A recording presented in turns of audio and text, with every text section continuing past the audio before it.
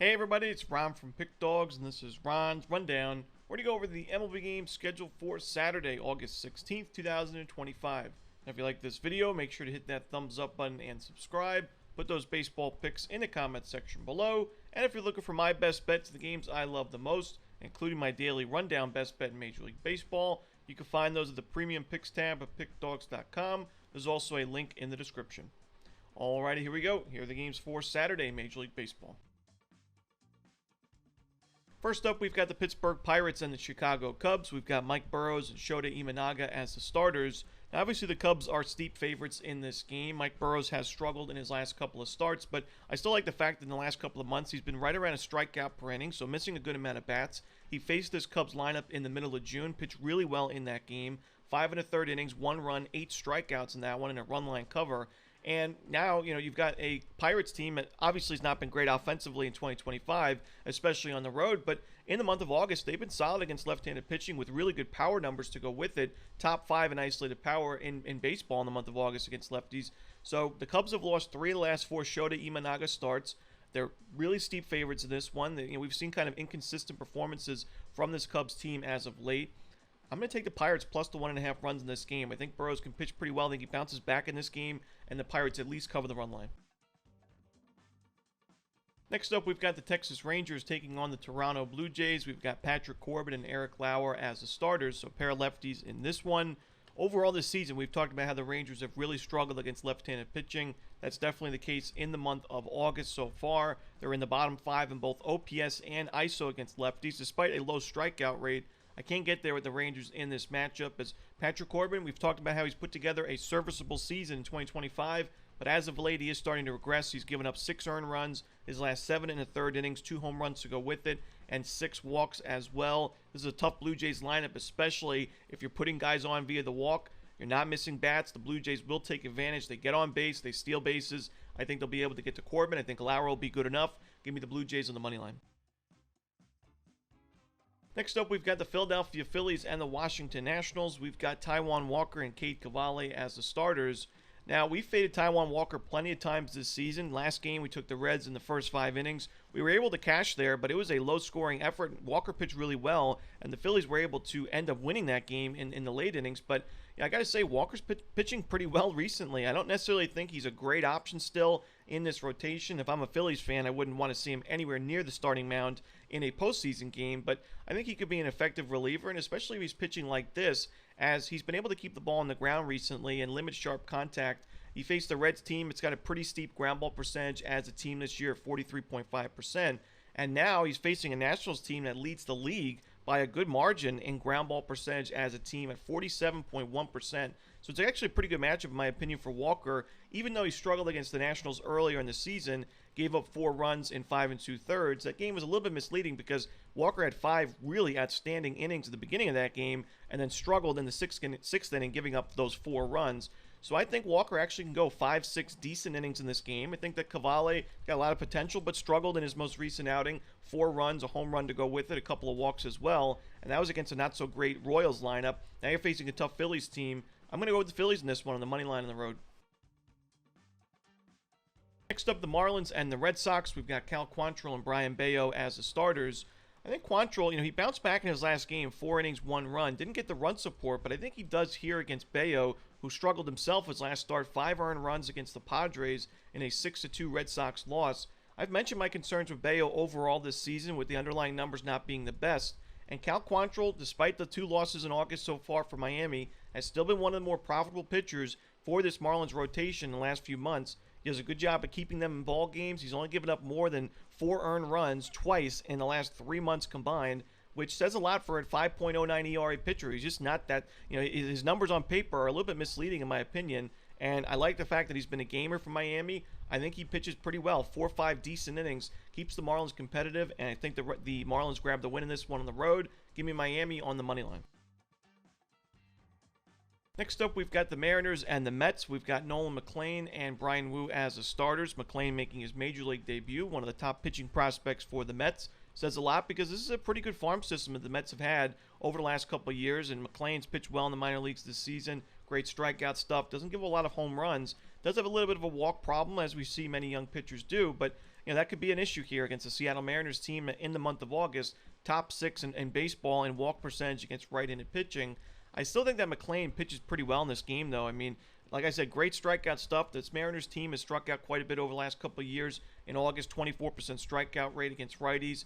I think that McClain probably not going to go very deep in this ball game. And while the Mets bullpen has definitely struggled as of late, I still think on paper one of the better bullpens in Major League Baseball after the deadline.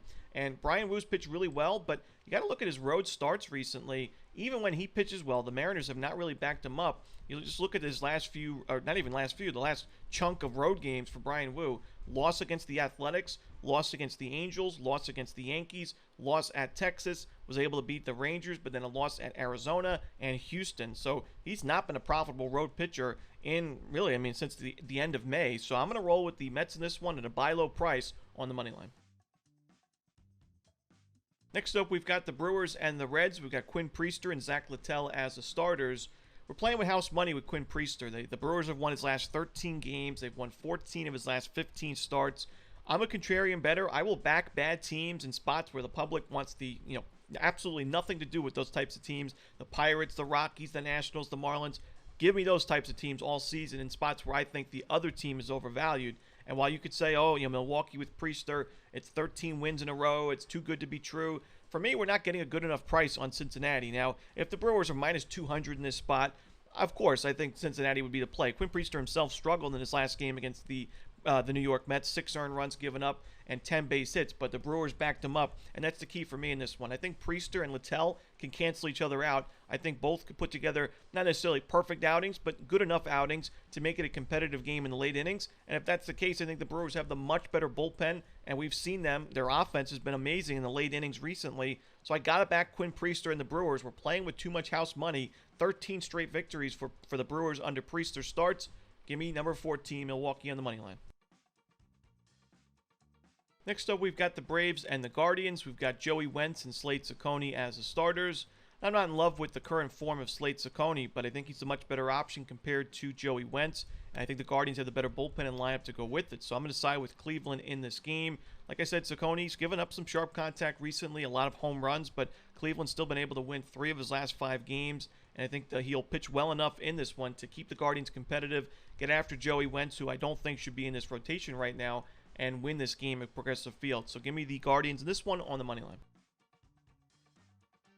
Next up, we've got the Orioles and the Astros. We've got Cade Povich and Jason Alexander as the starters. Now, Jason Alexander's not a starting pitcher that we've backed very often in the last couple of years, and I'm not so sure he can continue pitching this well, but as of late, I mean, back-to-back shutouts for the Astros in victories, 8-2 and 7-1 over the Marlins and Yankees. Had 1 hit given up against the Yankees in that last game. They've won 3 of his last 4 starts. And I think he gets the run support in this game at the very least. Like I said, I expect some regression for Alexander going forward, but you got Cade Povich on the other side who's faced this Astros lineup last year, got crushed. The Astros are a great lineup against left-handed pitching. I mean, we just saw Garrett Crochet, one of the best pitchers in baseball, a lefty, go into Houston and get absolutely crushed in a Astros 7-6 win. So I think Povich is in trouble. I think Alexander will be good enough. Give me the Astros on the money line in this one. Next up, we've got the White Sox and the Royals. We've got Sean Burke and Michael Lorenzen as the starters. Sean Burke, 7+ strikeouts in 3 straight games, but the White Sox bats have not backed him up. I think they will in this game. Lorenzen was already not one of my favorite options in this Royals rotation, but I especially don't love him in his first start back in over a month. His last game was on July 6th. I think he struggles, and I also don't think he goes too deep into this ball game, and I think the White Sox win this game on the money line at a great price on the road. Next up, the Tigers and the Twins. We've got Casey Mize and Zebby Matthews as the starters. Now, we've talked about Casey Mize. He has been struggling as of late for Detroit. He had a great start to the season. Before the All-Star break, he struggled. After the All-Star break, he's not been the best. Now, so far in the month of August, 11 innings, 5 runs. It's a 4.09 ERA, but 4 home runs to go with it is my big concern. A lot of sharp contact from Mize recently. Even though the Tigers have won his last 3 games and covered the run line in all 3 of those games, I still don't love Mize, and we've seen the Twins be competitive in this series and really in a bunch of series, even since the trade deadline where they traded half their team away. Minnesota's been playing some competitive baseball. I think that's the case here. I think Matthews has a lot of upside to his game, had 9 strikeouts in his most recent outing. I think the Twins keep this game within a run. Give me the Twins plus the 1.5 runs on the run line. Next up, we've got the Diamondbacks and the Rockies. We've got Ryan Nelson and Chase Dollander as the starters. Now, Ryan Nelson, only one career start at Coors Field. It was a while ago, back on April 30th of 2023. Gave up in 4 innings, 6 earned runs, and 9 base hits in a 12-4 blowout loss. And that was the year the Diamondbacks made the World Series. This season now, obviously Arizona, disappointing year, trading a lot of players away at the deadline. Still considered a lot more competitive team than the Rockies on paper, and obviously the favorite in this game. But I think Dollander is the much better option in this matchup. Even though he has struggled this season, he's still one of the top pitching prospects in Major League Baseball. He pitched really well in his first start back at the Major League level. 5 innings, 1 run, 5 strikeouts. And this time around, I think he gets the run support in this game to at least find a run line cover, if not the outright win. I like the Rockies on the money line, plus 1.5 runs in this one. Next up, we've got the Rays and the Giants. We've got Adrian Houser and Justin Verlander as the starters.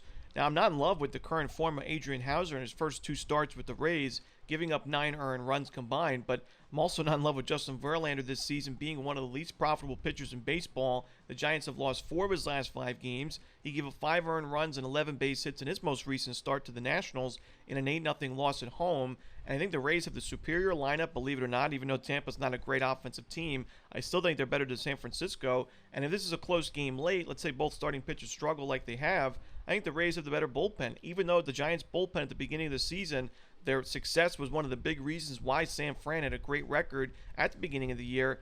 Right now, in his current form on paper, I think the Rays do have that superior bullpen post-deadline. So I'm going to roll with the Rays in this game on the money line at Oracle Park. Next up, we've got the Padres and the Dodgers. We've got Blake Snell and Dylan Cease as the projected starters.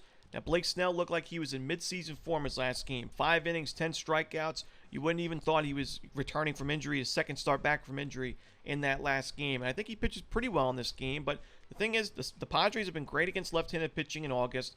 Dylan Cease himself has made some big improvements as of late. And again, I think the Padres have the better bullpen in this series. So I think Snell could go 5 strong innings, but I think the Padres end up winning this game in the end. I'm going to roll with San Diego on the money line and look for both starters to pitch well, look for a lower scoring game, but the Padres to earn the W in the end. Next up, we've got the Angels and the Athletics. We've got Luis Morales and Tyler Anderson as the starters. Now, Luis Morales, he's a very volatile pitcher because, like many young starting pitchers that are prospects in the league, great strikeout stuff, a lot of upside to his game, but the control problems are there. 5 walks given up in that last start against the Orioles. 2 2/3. He was only able to go 2 2/3. 5 walks, 4 strikeouts, but no runs given up. He was able to get at some jams. I think he pitches pretty well, though, in this game because the Angels have the highest strikeout rate in Major League Baseball in August against righties, just under 29%. Their walk rate's a little bit around league average compared to the Orioles, who are top 10 in walk rate. And I think that Morales can go 3, maybe 4, decent innings. Like I said, he's volatile. We could see him blow up, not find the plate, and it could be an early exit. But he's got a good lineup behind him against a lefty, and we know the A's have crushed lefties in August. I think the A's win this game. Anderson's got an ERA above 5 on the road this season. He's given up a whopping 8 home runs his last 3 starts combined. The Angels have lost his last 4 games. I'm going to roll with the Athletics in this one on the money line. And that's it. Those are the games for Saturday in baseball. Hope you enjoyed this video. Again, if you're looking for my best bets, including my top play in Major League Baseball, you can find those at the Premium Picks tab at pickdawgz.com. There's also a link in the description. As always, this is Romanelli. Good luck.